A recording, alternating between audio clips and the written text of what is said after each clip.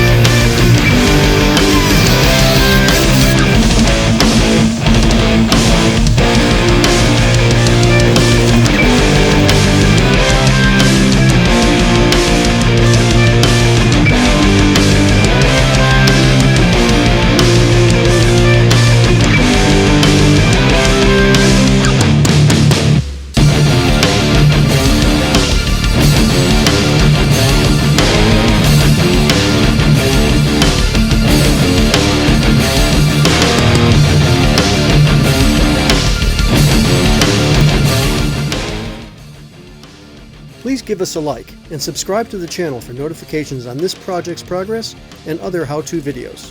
Thanks!